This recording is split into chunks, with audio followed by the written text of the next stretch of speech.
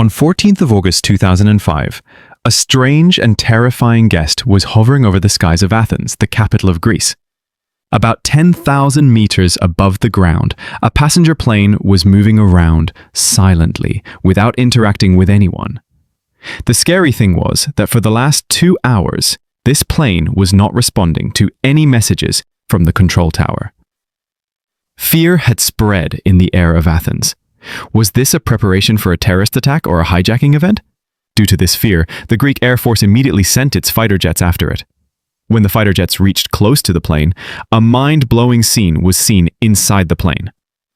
It was found that there was complete silence inside the plane. No movement, no commotion. All the passengers were sitting lifeless on their seats, and there was no one in the cockpit. During this time, the pilots of the F-16 saw a person in the cockpit of the plane who did not look like a pilot. He was roaming around in the cockpit as if he was looking for something or trying to understand something. The next moment, the plane suddenly tilted to one side and started descending rapidly towards the ground. After a few minutes, it collided with the mountains in the north of Athens. 121 passengers and crew members all died in this accident. But what was the whole matter? Why was there no movement inside the plane? Why were the pilots and crew members not answering any calls? And what happened inside after takeoff, which later became the reason for a horrific accident? This is the story of Helios Flight 52, also known as Ghost Plane. Videos once again tell this story. Nazari, on the morning of 14th August 2005, 115 passengers and 6 crew members boarded Helios Flight 52 at Larnaca Airport in Cyprus. Their destination was Prague in the Czech Republic. On the way, they had to make a stopover in Athens. It was summer and most of the passengers were holidaymakers from Cyprus who were to land in Athens. The captain of this flight was a very experienced man. At the age of 59, he had more than 17,000 flying hours. The first officer was also 51 years old and had spent 7,500 hours in the air. Usually, in such accidents, the emphasis is on the expertise of the crew. But in this case, the story was different. These 2 pilots had flown together on many flights before, and the first officer had often complained to his friends and family about the captain's pressure and strict attitude. The airline was also aware of this issue. Not only this, it was also revealed in the training records of the first officer that he had trouble with the checklist procedure. This was something that was going to prove to be very important later. The plane was a 7-year-old Boeing 737-300. In the cool morning breeze, the plane took off from Larnaca Airport without any problem. As soon as the plane climbed above 10,000 feet, the crew contacted Nicosia Air Traffic Control, and the captain asked for permission to fly at 34,000 feet, which was granted. But as the plane reached an altitude of 12,000 feet, an alarm suddenly started ringing in the cockpit. This was the same alarm that usually sounds on the ground before takeoff when there is a problem with the plane's takeoff configuration. This is why both pilots were puzzled as to why they were hearing it in the air. After 90 seconds, the captain contacted his airline's operations center and informed them about the takeoff configuration warning. He also said that the ventilation cooling fan lights were off, and Majid asked where its circuit breakers were located. The engineer on the ground replied that the lights should be off anyway, and the circuit breaker is present behind the captain's seat. When the engineer asked the captain to confirm the issue, the captain said that it was not off. The engineer did not understand this answer of the pilot at all. Meanwhile, the engineer remembered one thing. Before the flight, this engineer had checked the pressurization system of the plane. Because the controls of this system were close to those controls about which the captain was giving confused answers, that is why the engineer asked the captain whether the pressurization mode was on auto or manual. But instead of answering this, the captain repeated the same question again, that where are the circuit breakers present?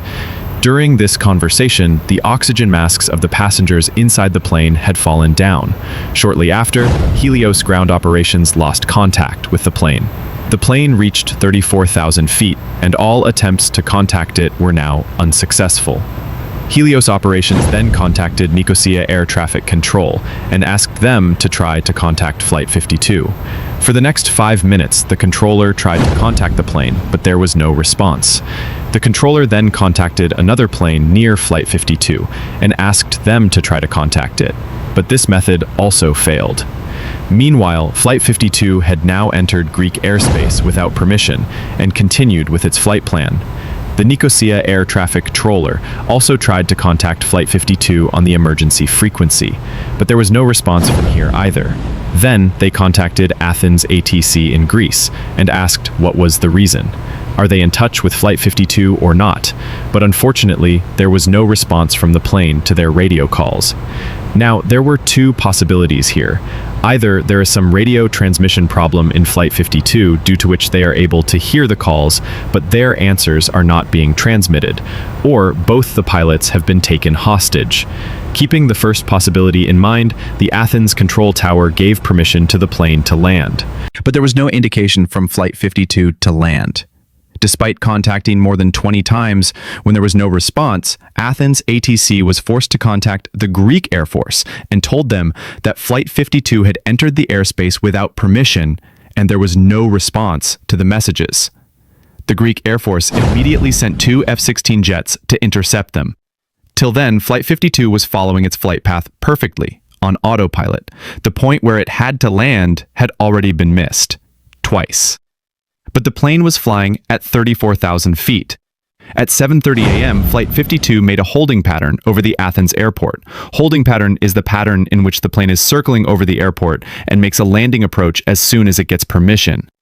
When they were on the 6th round of the holding pattern, both the F-16s intercepted them. It was exactly 8:30 in the morning. One of the 2 F-16 pilots gave a very surprising report. He said that the captain's seat was empty in the cockpit of Flight 52. He also looked inside the passenger cabin. He could see the cabin clearly in the light of the windows on the other side. The passengers were sitting motionless on their seats, while they had oxygen masks on their faces. When the plane was doing the 10th round of the holding pattern, one of the F-16 pilots saw a strange sight. A man wearing a light blue shirt and black vest entered the cockpit and sat on the captain's seat. He wore headphones and placed his hands on the panel in front of him. The pilots made a hand gesture to the man in the cockpit, to which he replied by waving his hand. But after a few moments, the left engine of the plane stopped, after which the plane tilted rapidly towards the left and started descending towards the ground. Shortly before 9 a.m., the plane veered left and its right engine stopped.